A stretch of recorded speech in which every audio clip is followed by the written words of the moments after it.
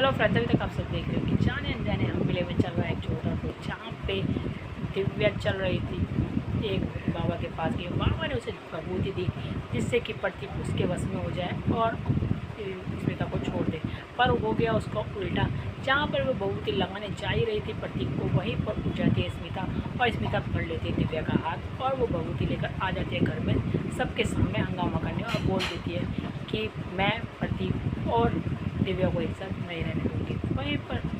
अब अपनी सास को बोल देती है स्मिता कि मम्मी जी, आपको इस घर से हमेशा के लिए दिव्या को निकालना होगा, क्योंकि मैं नहीं चाहती कि ये इस घर में जादू टोना करे और मेरे पति को मुझसे छीने। वहीं पर एक बार वो सोच में पड़ जाती है शारदा कि मैं करूँ तो करूँ क्या और साथ किसका दूँ। वहीं पर दिव्या ने भी साफ साफ बोला कि मम्मी जी, आप मुझे आपसे कोई उम्मीद नहीं, क्योंकि मेरी आपसे जबी हो गई थी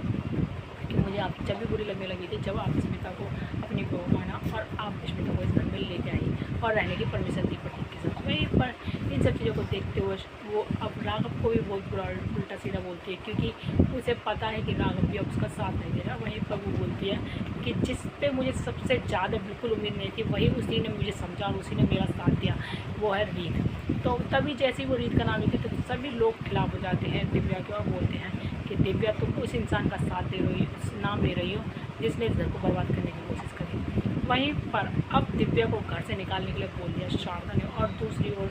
जब राघव जा रहा होता है और उसकी नज़र पड़ती है एकदम से रीत के ऊपर, क्योंकि रीत वहाँ पे प्रसाद बांट रही होती है, कुछ लोगों को चीज़ें दे रही होती है खाने के लिए बच्चों को, तो आ जाता है वो रीत के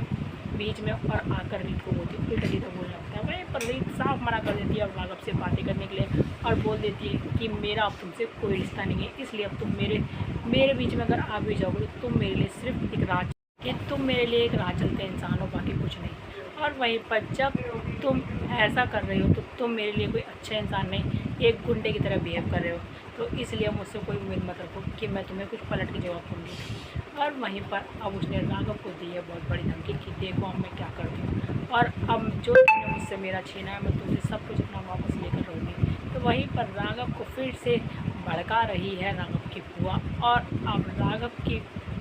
पूरी जायदाद के शेयर, कंपनी के शेयर खरीद लिए हैं रोहित ने 48%। और जब ये बात राघव को पता चलती है तो राघव बिल्कुल चौंक जाता है कि ऐसा कौन कर सकता है कि हमारी कंपनी के पूरे 48% शेयर खरीद रहा है। और जब उसे पता चलता है कि रोहित खरीद रहा है तो वो बिल्कुल चौंक जाता है।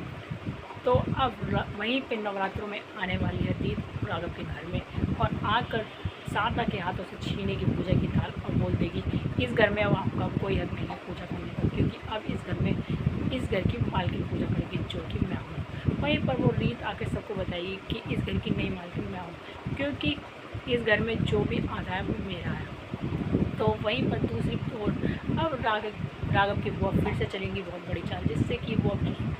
रीत को उस घर से हम जगह निकाल दें। तो देखिए आगे कहानी में क्या नया ट्विस्ट आने वाला, आगे देखने के लिए बने रहे हमारे चैनल से वीडियो को लाइक करें, सब्सक्राइब करें एंड बेल आइकन दबाना बिल्कुल ना भूलें।